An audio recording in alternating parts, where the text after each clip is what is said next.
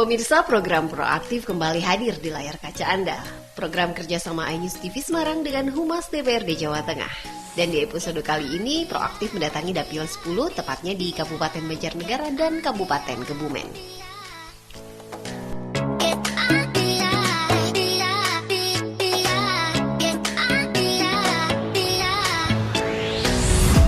Halo pemirsa, apa kabar? Program Proaktif kembali hadir ke hadapan Anda bersama saya kali ini Dewi Mustika. Dan saat ini saya sedang berada di Desa Bedana, Kecamatan Kalibening, Kabupaten Banjarnegara yang masuk dalam daerah pemilihan 10 di mana ada Kabupaten Banjarnegara, Kabupaten Purbalingga, dan Kabupaten Kebumen. Lantas siapakah anggota Dewan Provinsi Jawa Tengah yang kali ini akan kita dampingi untuk berkegiatan di sekitar dapilnya Kabupaten Banjarnegara saat ini? Ikuti terus kami dalam Proaktif.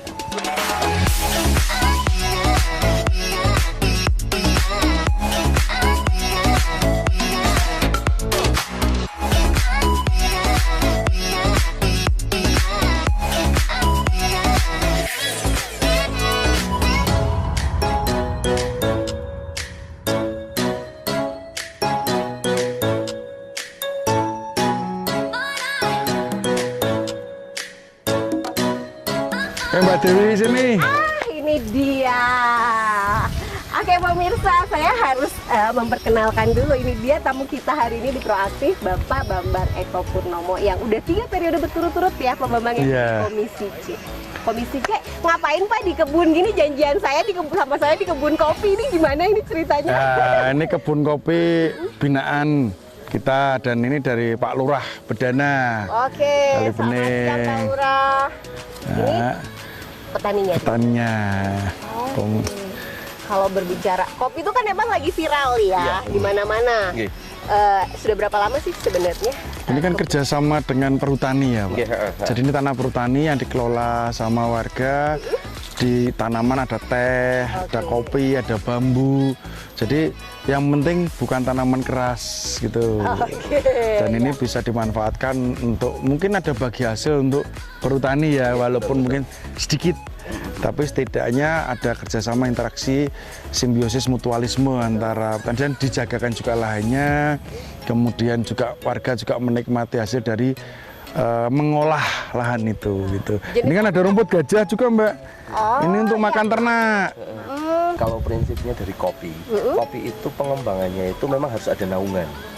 Harus ada naungan. Jadi pengembangan kemarin ini ada kebetulan petani mudanya, itu kami godol kemarin biar nanti ada naungannya itu alpukat. Nah, itu juga ada beberapa yang sudah ditanam sama alpukat. Tapi kebetulan yang di sini itu selingannya pakai ini, pakai rumput gajah. odot, rumput gajah. Odot. Nah, Iya. dan juga terima kasih juga dari Pak Bambang support untuk kami, termasuk kami juga mengajukan yang di kehutanan untuk pengembangan kopi secara masif, biar nanti kita tanam dan kita jadikan sentra. Ngaten ya Pak. Nah dari Komisi C sendiri Pak, supportnya seperti apa sih? Terutama ini kan masih boleh bilang masih rintisan ya. Ini kan kita berhubungan dengan Porusda. Oke. Baik BUMD maupun BUMN yang kerjasama bagi saham dengan pemerintah provinsi. Nah, di sini kan kita mencari celah mana petani-petani yang bisa kita kombinkan dengan Porusda. Karena Porusda sendiri kan juga harus adanya Porusda kan banyak kerja sosialnya yang harus bekerja sama dengan petani maupun UMKM. Jadi untuk meningkatkan taraf hidup kesejahteraan masyarakat, entah itu petani atau pengusaha UMKM. Jadi kita coba dulu. Kalau kita menawarkan sesuatu tapi kita tidak punya, ya kan berarti sama saja kita halu. Makanya kita buat dulu, kita tata dulu, setelah itu baru kemudian kita tawarkan. Kita punya ini loh, silahkan berhubungan langsung dengan kepala desanya dengan itu gitu. Berarti sebenarnya kalau kita berbicara Desa Bedana ini sendiri potensinya banyak ya Pak ya? Banyak, Bedana itu wisata banyak Mbak. Karena penataannya luar biasa. Mbak lihat tadi, walaupun nggak bisa dikasih jalan mobil ya Mbak. Iya. Cuman setidaknya kan asri. Iya betul. Coba kalau ini akses jalannya besar, ada dari perhutani membuat jalan. Saya pikir nggak kalah ini dengan untuk wisata baru nggak kalah. Apalagi kita masuk sini suasananya dingin ya Mbak. Dingin dan mungkin nggak akan terganggu Mbak, karena sinyal hilang di sini Mbak. Nyaman ya Pak ya, nyaman ya. Oke, mungkin ada yang ingin disampaikan buat teman-teman petani khususnya di sini. Sebenarnya gini, banyak potensi yang kadang kita tidak tahu. Kadang potensi diri kita aja kita nggak tahu, apalagi potensi yang ada di sekitar kita. Tetap berjuang. Jadi kalau apa-apa diniati, dicoba, pasti ada yang membantu. Juga nanti bisa lihat di pengolahannya Pak. Kita walaupun kita rintisan, kemarin sudah dijabarkan sama Pak Eko. Jadi walaupun ini lokal, nanti untuk bisa dijabarkan sampai ke luas dan bisa menaikkan pendapatan masyarakat. Harus seperti itu ya Pak Bambang. Kemarin kita kerjasama Pak, kerjasama untuk di pengolahan dengan tim dari yang ekspor ke Jerman. Luar biasa. Nanti bisa kita lihat pengolahannya di sana seperti apa. Itu juga masih muda Pak. Itu masih muda. Kita gandeng sekalian biar nanti UMKM yang memang jadi mitranya Pak Bambang di sini, apa yang sudah Pak Bambang berikan di sini itu nanti memang menjadi manfaat buat warga kami. Seperti itu Pak. Hasil kopi dari Desa Bedana juga diolah oleh warga sekitar. Olahan kopi dari Desa Bedana ini bahkan sudah mendapat tempat di luar negeri.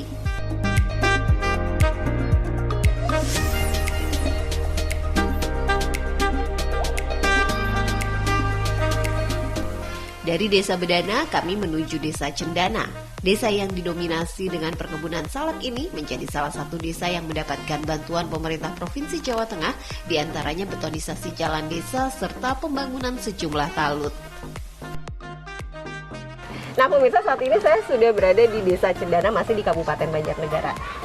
Pak BP, di sini yang saya dengar ada aspirasi dari Pak Bambang sendiri. Boleh diceritain aspirasinya apa aja dari sini? Boleh, kalau aspirasi ada jalan, ada jembatan. Jalan ini kah? Ya. Jalan ini salah satunya ini bentuknya. Ini langsung tanyakan kepada sumbernya Pak Lurah. Oh, ini Pak Lurahnya ya. Oke. Berapa panjangnya untuk beton ini? Yang ini 500 meter. Menujunya kemana sih ini? Ini menuju ke dukuh sebelah ini, dukuh kelapa sawit sampai dengan dukuh Sidengan. Oke, menghubungkan dua dukuh ya berarti ya. Kita aspirasi tahun 2019. Oke, dan di sini yang saya dengar juga adalah tempatnya salaknya Banjarnegara ya. Iya. Kita mau panen salak. Oh iya. Jalannya lewat sini. Iya. Oke, kita langsung sana deh ya. Oke. Desa Cendana merupakan desa dengan kondisi geografis yang rawan longsor. Melalui Wakil Rakyat Bambang Eko Purnomo, aspirasi terus disampaikan untuk pembangunan talut serta infrastruktur lainnya sebagai salah satu upaya memajukan Desa Cendana. Desa Cendana juga merupakan salah satu desa penghasil salak di Kabupaten Banjarnegara.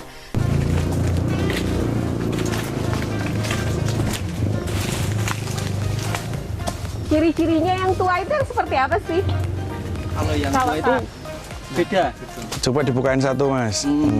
Yang bawah itu yang coba biar ngicipi rasanya. Tangannya nggak ada kan, kapalnya nggak kena durinya, udah biasa. Oh, cobain ya kita coba. Nah, itulah salak Banjarnegara, Mbak. Kalau Banjarnegara sendiri punya berapa varietas salak? Kalau salak tuh mungkin banyak, satunya ketek. 3. Kan satu salak lembut yang ini. 2 salak ketek yang ada di dalam sana. Oke. Kalau yang satunya lagi salak kelinting. Oh, ini belum matang. Kalau distribusinya ada salak Banjar ini kemana aja? Sudah ada yang ngambil ya? Mentok di Tengkulak. Kan ini tanpa musim ya Pak? Ya. Terus Ada ada. musimnya ya kalau salak itu ya. Jadi tiap hari ada pasti yang ngirim salak. Kalau untuk wilayah Cendana sendiri total kebun salaknya itu ada berapa hektar? 100 hektar lebih. Itu Karena hanya Cendana ya, hanya Cendana ya. Mayoritas di sini tanaman salak.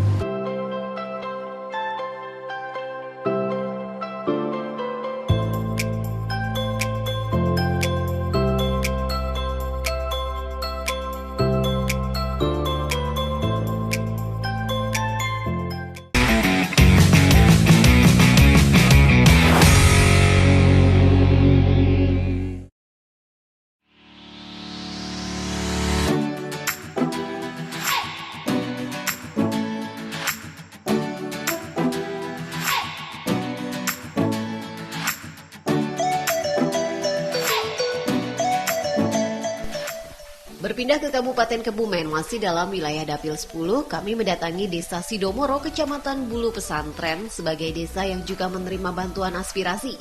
Kini desa ini terus mengembangkan dirinya dari berbagai sektor.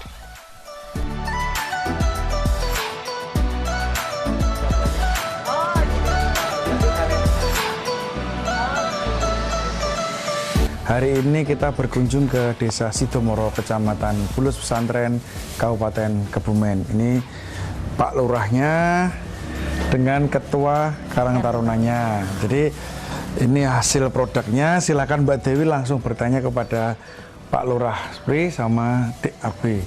Oke, ini berbahan dasar sabut kelapa. Untuk bahan dasarnya sendiri adalah memang hasil dari desa ini, hasil dari desa ini ya. Desa dan juga mungkin sekitar. Oke, diolah sama teman-teman Karang Taruna di sini. Sampai saat ini sudah ada berapa macam produk dari serabut kelapa itu sendiri? Kalau macam produk banyak karena kita nggak menghitung juga ya, ada mungkin belasan. Udah berapa lama sih Mas? Saran Tahun 2019 kita mulai. 2019. Sejak awal berdirinya Karang Taruna juga 2019. Terus distribusinya udah kemana aja Mas? Ada di Online. shop juga ada. Online. Oke, sebagai wakil rakyat, dukungan apa yang bisa diberikan buat teman-teman Karang Taruna di sini? Kalau menurut saya ini kreatif sekali Mbak. Nanti kita akan koordinasikan dengan provinsi, kira-kira apa yang bisa dimanfaatkan atau mungkin bisa dikerjasamakan dengan provinsi. Kan ada provinsi kan punya UMKM. Ya. Nah itu ada gedung UMKM dan sebagainya. Kemudian banyaklah, coba ada Prusda dan sebagainya yang kita sampaikan nanti produk-produk ini. Jadi mungkin kan ini belum punya semacam leaflet atau pamflet mungkin ya, yang untuk pemasaran itu.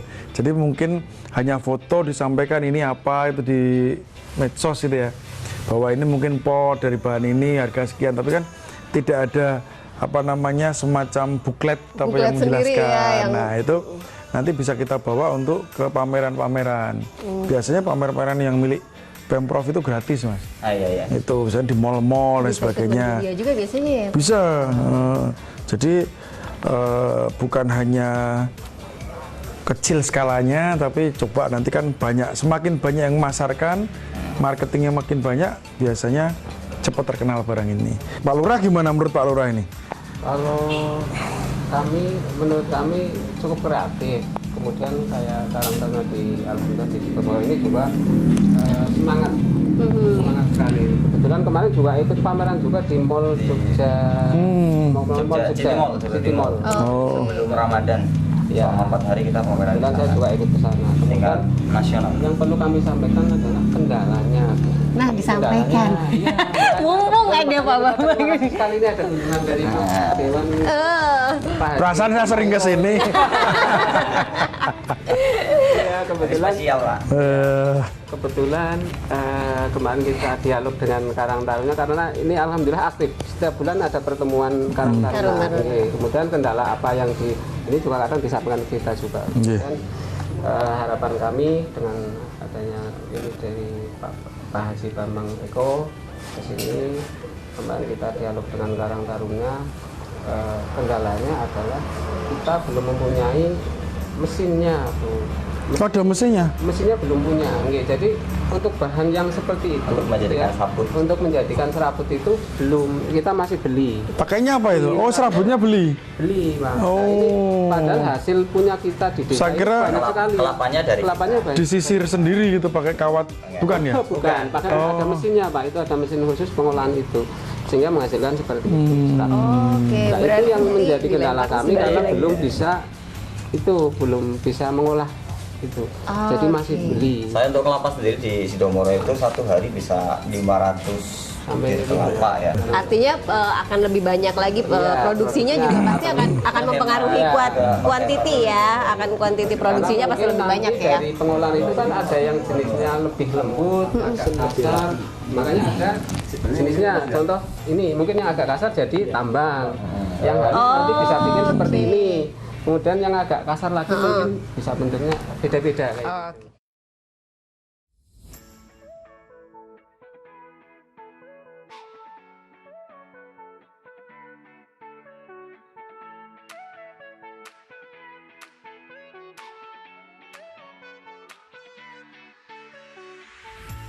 Tak hanya mengembangkan potensi dari sektor kerajinan tangan, kelompok wanita tani di Desa Sidomoro ini juga mengembangkan pekarangan pangan lestari atau P2L sebagai salah satu upaya pemberdayaan perempuan sekaligus meningkatkan ekonomi kerakyatan.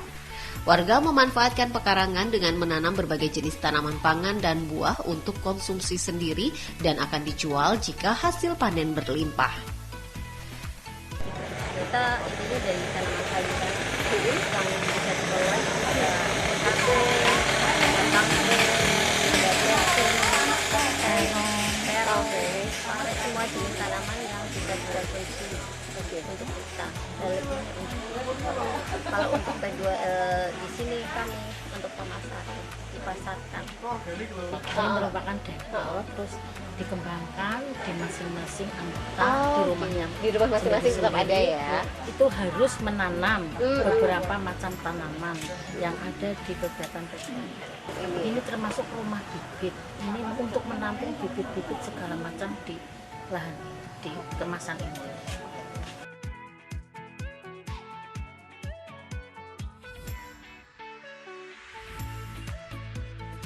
Desa Sidomoro ini juga merupakan desa penerima bantuan berupa lampu penerangan jalan solar cell sebanyak 10 titik pada tahun 2020 dan 12 titik pada tahun 2021.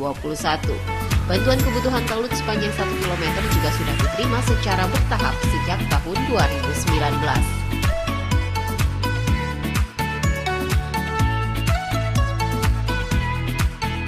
Dari Desa Sidomoro kami bergeser ke Desa Tanggulangin, di mana di sana terdapat kelompok usaha garam rakyat binaan.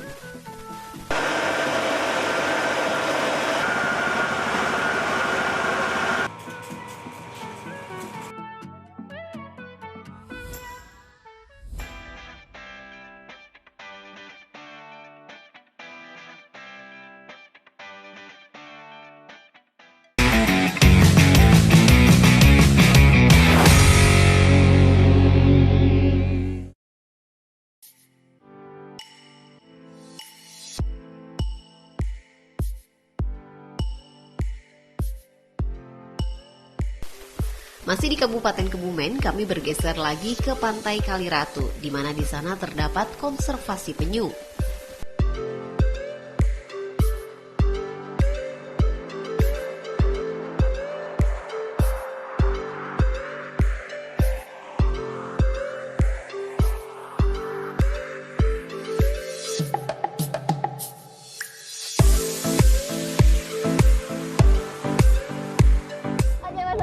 Diceritakan konservasi penyu sendiri di Kabupaten Kebumen tepatnya sudah berapa lama sih Mas Arief mengelolanya?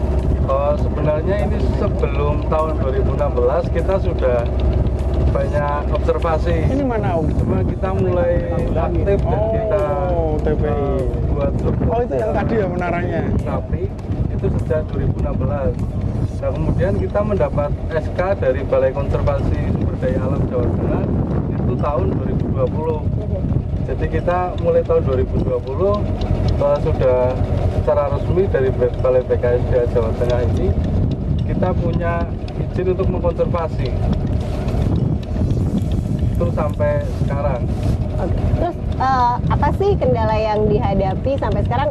Mungkin boleh dibilang apa yang masih diperlukan sebenarnya sama teman-teman yang mengelola konservasi di Kabupaten Kebumen ini? Kalau kendala, kita lebih ke kendala alam. Kendala alam, musim yang tidak menentu, banjir dan lain-lain, itu kendala utama kita. Terus untuk yang lain, kita ingin menjadikan konservasi penyu ini jadi kayak research center. Jadi kita Kencengnya apa edukasi. Banter apa dari Pak Bambang, ada nggak yang bisa disupport nih teman-teman untuk teman-teman di pengelolaan konservasi ini? Nanti coba kita cek di provinsi seperti apa. Tadi Balai Konservasi itu di bawah kementerian ya. Di bawah kementerian. Kementerian itu biasanya nasional. Jadi nanti kita coba cek yang provinsi ada nggak itu yang di bawah pemerintah provinsi.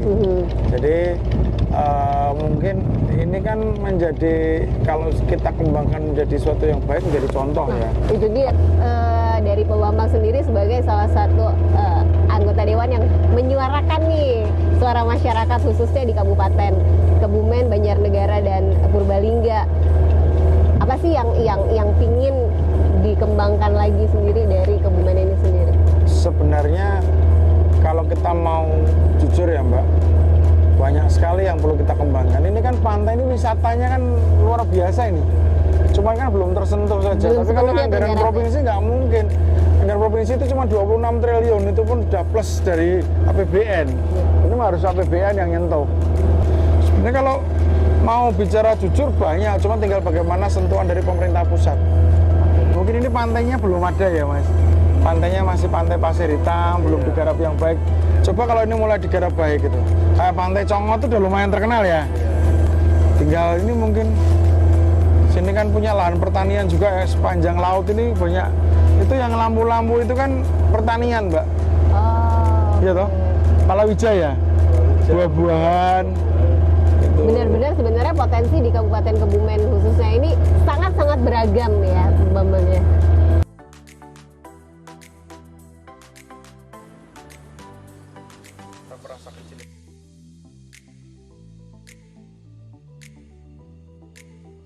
Setelah meninjau area konservasi penyu, kami masih akan melanjutkan kunjungan ke Kecamatan Karanggayam, di mana di sana terdapat sebuah usaha pengolahan kopi yang baru saja mendapatkan bantuan alat-alat pengolahan kopi. Namun kami sempat berhenti sejenak di sebuah rest area. Rest area ini sekaligus menyediakan kebun buah kelengkeng di mana para pengunjung bisa memetik dan menikmati sendiri kelengkeng jenis NK. Ini panen pertama? Panen pertama. Dia berapa lama sih ini dari tanamnya itu? Ini 2 tahun. 2 tahun? 2 tahun. Ini baru panen pertama? Baru panen pertama. Total berapa pohon Pak? Ada 400-an. 400-an.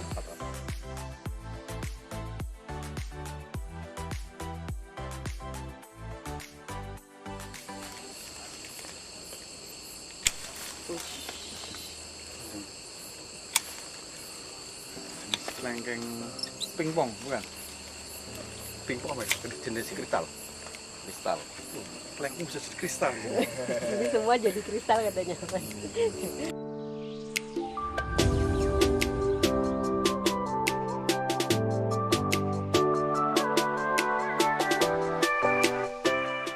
Lanjutkan ke titik terakhir kunjungan kali ini di Kecamatan Karanggayam. Usaha kopi gemplong atau kopi subileng ini baru saja menerima bantuan seperangkat alat pengolahan kopi yang terdiri dari 9 unit alat. Alat-alat ini diharapkan akan sangat membantu pengembangan usaha kopi rakyat ini sebagai usaha meningkatkan perekonomian masyarakat. Kopi gemplong atau kopi subileng ini merupakan usaha kopi rakyat yang berawal dari komunitas budaya warga sekitar yang juga bernama Komunitas Subileng. Usaha kopi ini merupakan usaha kopi yang sekaligus juga melestarikan kebudayaan tradisional dengan masih menerapkan proses-proses pengolahan tradisional yang dilakukan sekaligus dengan gaya budaya tradisional. Subileng itu dengan arti sebetulnya itu sinau mengobati kelengingan. Oh, sinau mengobati kelengingan. Oke. Komunitas budaya ini karena setiap Sabtu Kliwon itu selalu ngumpul seperti ini, mengadakan lurikan, yang namanya lurikan itu lurika tresna. Lurika tresna sambil ngobrol-ngobrol, diskusi dan sebagainya, terus ada ide membuat kopi. Minimal tadinya buat kopi sendiri. Tapi dengan berkembangnya terus langsung banyak yang minta, akhirnya dikemas secara malah jadi ini jadi ya, brand. jadi brand. Oke. Kalau gemplong yang tahu hanya sekitar daerah yang apa. Gemplong itu artinya nunggu.